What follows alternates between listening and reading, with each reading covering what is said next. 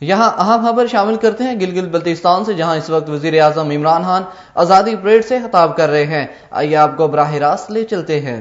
کیونکہ الیکشنز کے دن ہے، لیکن میں صرف یہ کہتا ہوں کہ ہماری گورنمنٹ کی پالیسی، خاص طور پہ ہماری گورنمنٹ کی پالیسی یہ ہے کہ اپنے کمزور طبقے کو اٹھایا جائے، جو ہمارے غریب ہیں، جو پیچھے رہ گئے ہیں، جو 25% پاکستانی غربت کی لکیر سے نیچے ہیں۔ سب سے بڑی پرائرٹی ہے کہ ان کو ہم کیسے اوپر لے کے آئیں، اور دوسری جو پاکستان کے علاقے پیچھے رہ گئے، جس طرح گلگت بلتستان پیچھے رہ گیا ہے، اور اس کی بہت بڑی وجہ یہ تھی کہ یہ کٹ آف تھا۔ جب تک کہ کاراکورم ہائی وے نہیں بنا، ادھر شاید ہی کوئی آتا تھا اور ڈیولپمنٹ کی چانس نہیں تھی، تو اس لیے یہ پیچھے رہ گیا ہے۔ لیکن ہمارا قبائلی علاقہ بھی پیچھے رہ گیا ہے، بلوچستان بھی پیچھے رہ گیا ہے، سارے جو مغربی ڈسٹرکٹس ہیں پنجاب کے اندرون سندھ وہ پیچھے رہ گئے ہیں۔ تو ہماری پوری کوشش ہے کہ سارے علاقے ان کو اٹھایا جائے، اور جو پھر سے میں نے کہا جو ہمارا کمزور طبقہ، جو غریب لوگ، جو اس وقت 2 وقت کی روٹی صحیح طرح نہیں کھا سکتے، ان کو اوپر اٹھایا جائے۔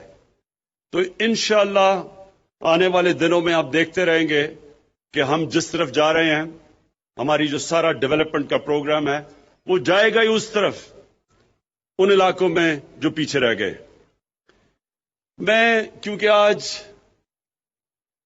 میرے فوجی بھی سامنے کھڑے ہیں، جوان سامنے کھڑے ہیں، میں ساری اپنی قوم کو اہمیت بتانا چاہتا ہوں کہ کتنا ضروری ہے ایک مضبوط فوج کی، ایک مضبوط فوج کا ہونا پاکستان کے لیے۔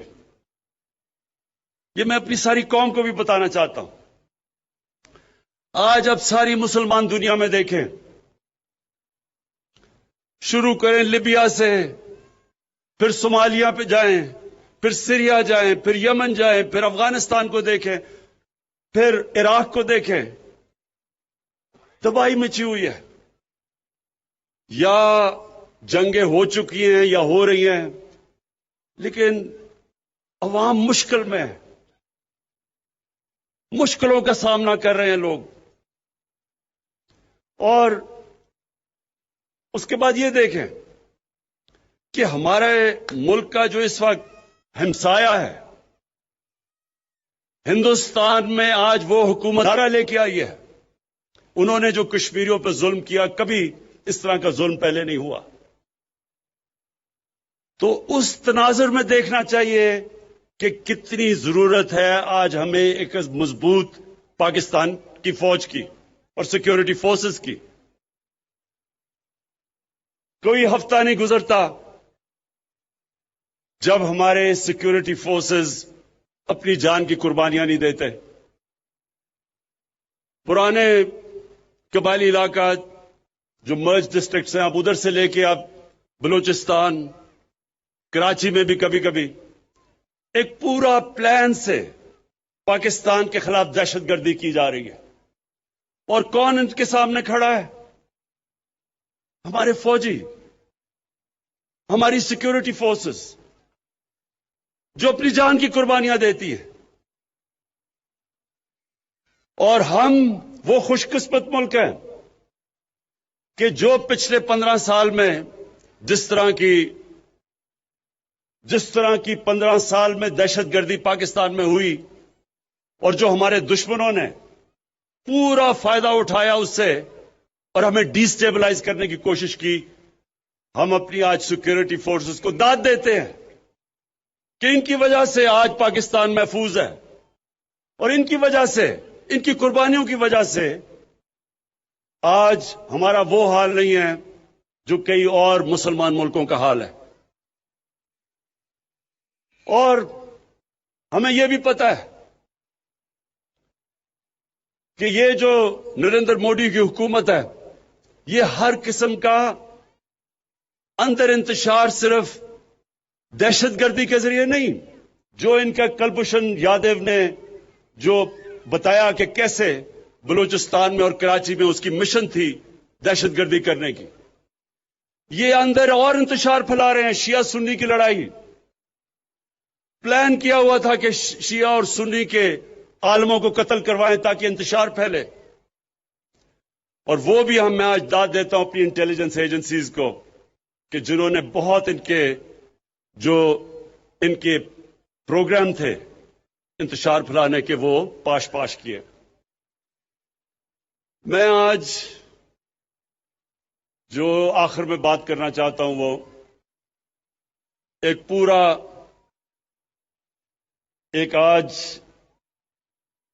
آج کل کے دنوں میں ایک پورا پلان بنا ہوا ہے. ہمارے وہ لوگ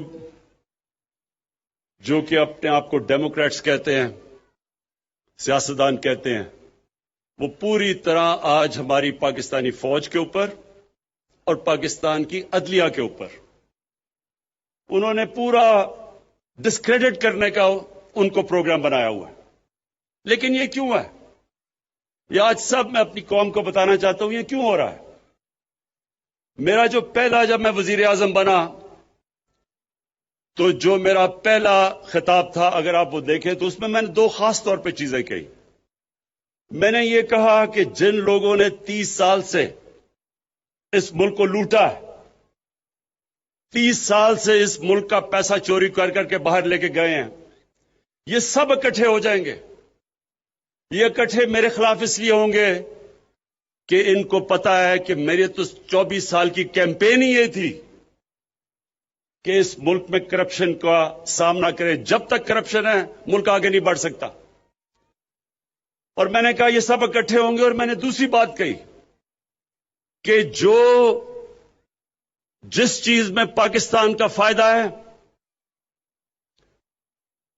اس چیز میں ان کا نقصان ہے، اور جس چیز میں ان کا فائدہ ہے وہ پاکستان کو نقصان ہے. یہ چاہتے ہیں کہ ان کی ساری کرپشن جو انہوں نے اس ملک کا پیسہ لوٹ کے باہر لے کے گئے ہیں، یہ چاہتے ہیں کہ کسی نہ کسی طرح مجھے بلیک میل کریں اور میں ان کو NRO دے دوں، یعنی کہ ان کو معاف کر دوں جو انہوں نے اس ملک کا پیسہ چرایا. پاکستان کا فائدہ ایک چیز میں ہے کہ یہاں قانون کی بالادستی قائم ہو، طاقتور اور کمزور کے لیے قانون بنے. یہ نہیں کہ صرف بیچارے وہ لوگ جو مجبوری میں چوری کرتے ہیں وہ جیلوں میں جائیں اور بڑے بڑے ڈاکو ان کو NRO مل جائے اور وہ دندراتے پھریں اور وہ بار بار آ کے پھر ملک کو لوٹیں. قانون کی بالادستی کا مطلب کہ طاقتور اور کمزور کے لیے ایک قانون. اگر طاقتور چوری کرتا ہے تو اسی طرح اس طرح احتساب ہو جو عام آدمی کا ہوتا ہے. تو یہ میں نے کہا کہ ان کا جو انٹرسٹ ہے وہ پاکستان کے انٹرسٹ کے خلاف ہے، اور یہ آج ثابت ہو رہا ہے. سب اکٹھے بھی ہو گئے اور پوری طرح بلیک میل. پہلے انہوں نے مجھے بلیک میل کرنے کی کوشش کی معاشیت پہ، الیکشن جی غلط ہو گیا، ہم نے کہا کھول دو الیکشن، ادھر سے بھی بھاگ گئے. معاشیت اللہ کا شکر ہے کہ ایک وہ ملک کے چھوڑ کے گئے تھے جس کا دیوالیہ نکلا ہوا تھا، اللہ کا کرم ہے کہ وہ بھی صحیح طرف لگ گیا ہے. اس کے بعد کرونا کے اوپر انہوں نے کوشش کی. آج دنیا اکنالج کرتی ہے کہ جس طرح پاکستان کرونا سے نکلا ہے شاید ہی کوئی اور ملک نکلا ہو. پھر فیٹف کے اوپر جو ہندوستان پوری کوشش کر رہا تھا کہ پاکستان کو فیٹف میں بلیک لسٹ کروائیں، اس پہ بلیک میل کرنے کی کوشش کی، اس میں بھی میں بلیک میل نہیں ہوا. تو اب انہوں نے پاکستانی فوج کی طرف، پاکستان کے آرمی چیف، ISI کے چیف کے اوپر اب انہوں نے بندوقیں تانی ہوئی ہیں.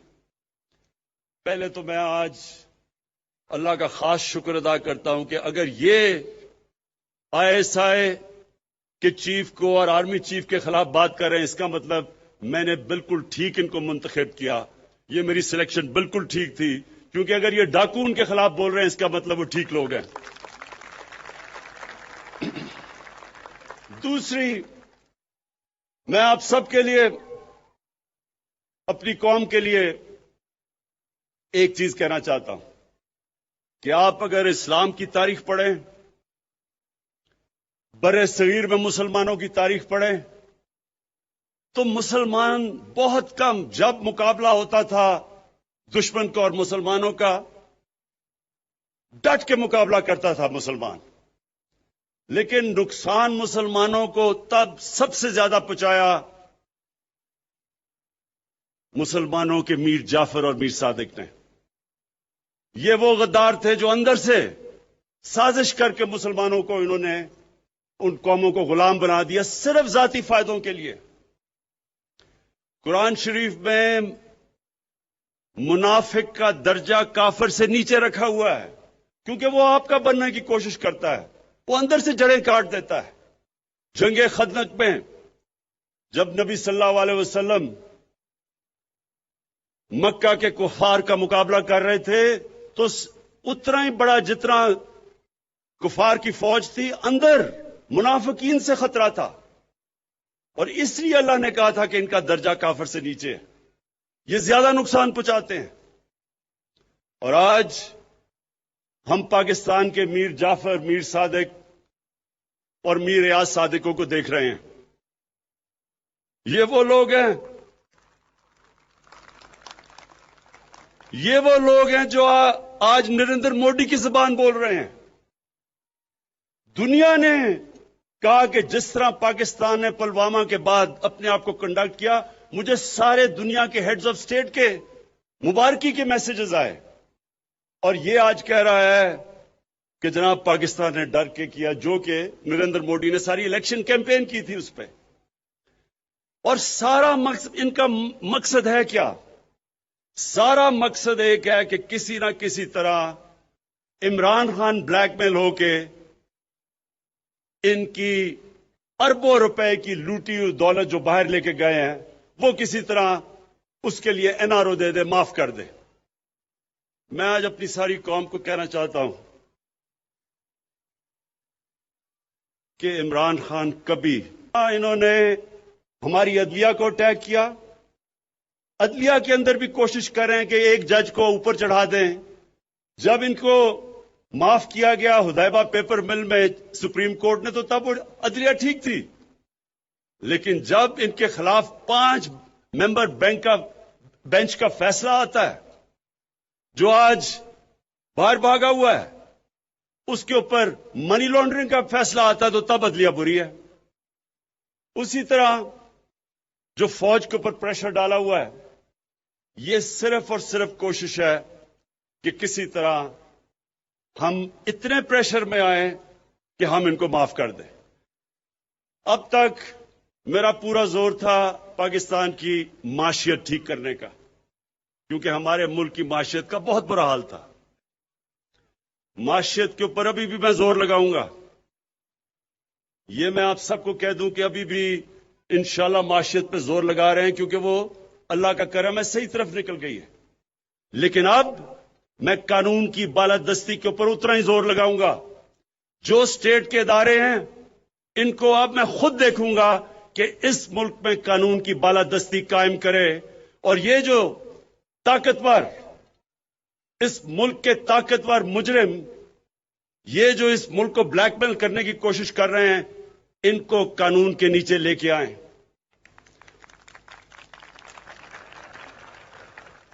اور انشاءاللہ آنے والے دنوں میں آپ دیکھیں گے کہ کس کی ٹانگیں کامتی ہیں اور کس کے ماتھے پہ پسینہ آتا ہے۔ یہ ساری قوم دیکھے گی۔ شکریہ۔